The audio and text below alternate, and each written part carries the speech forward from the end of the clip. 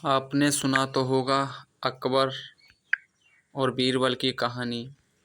चलो आज बात करते हैं बीरबल की खिचड़ी। ये कहानी किस हिसाब से दर्शाई गई है। कहानी बड़ी सुनने लायक है। ध्यान से सुने, अंत तक सुने। बने रहे हमारे चैनल सत्य और धार्मिक पर। हमारे चैनल पर नए हैं तो सब्सक्राइब कर लें और इस कहानी को एक लाइक अवश्य करें। चलो कहानी को शुरू करते हैं। बीरबल की खिचड़ी। अकबर ने कड़कड़ाती सर्दियों के मौसम में एक दिन यह ऐलान किया कि अगर कोई व्यक्ति पूरी रात भर पानी के अंदर छाती तक डूब कर खड़ा रह पाएगा तो उसे 1000 मोहरों का इनाम दिया जाएगा।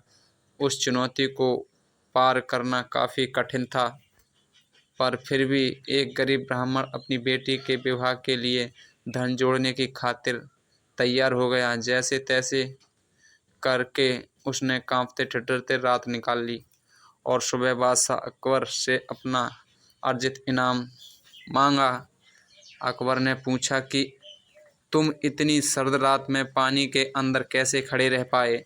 ब्राह्मण ने कहा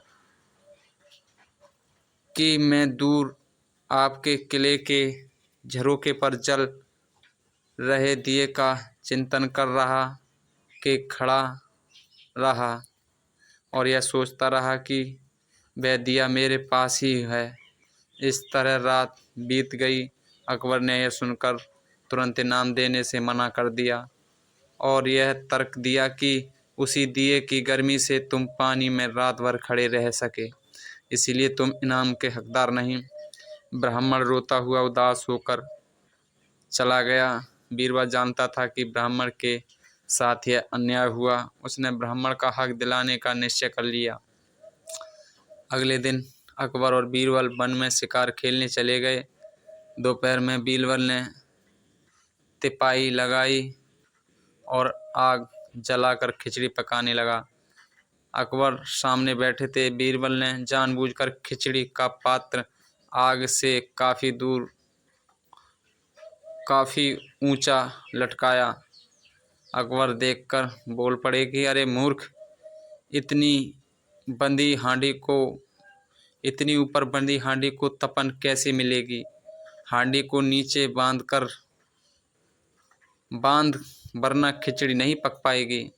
बीरबल ने कहा पकेगी खिचड़ी पकेगी, आप धैर्य रखें। इस तरह दोपहर से शाम हो गई और अकबर लाल पीले हो गए और गुस्से में बोले, बीरबल तू मेरा मजाक उड़ा रहा है, तुझे समझ नहीं आता, इतनी दूर तक आँच नहीं पहुँचेगी, हांडी नीचे लगा। तब बीरबल ने कहा कि अगर इतनी सी दूरी से अग्नि खिचड़ी नहीं पका सकती तो उस ब्राह्मण को आपके किले के झरोखे पर जल रहे दिए से ऊर्जा कैसे प्राप्त होगी।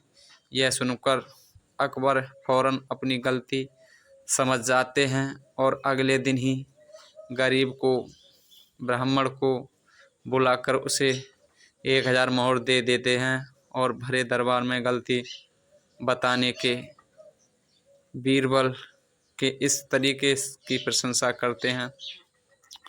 तो दोस्तों, किसी का हक ना मारें। पैसे के लिए इंसान अपने शरीर को कितना कष्ट देता है।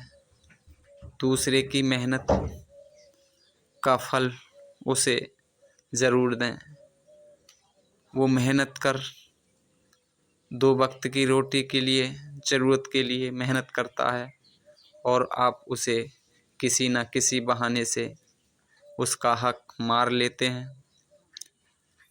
देना तो आपको पड़ता है, भगवान क्योंकि गरीब के साथ होते हैं, वो अन्याय नहीं देख सकते, उसके यहाँ देर है अंधेर नहीं।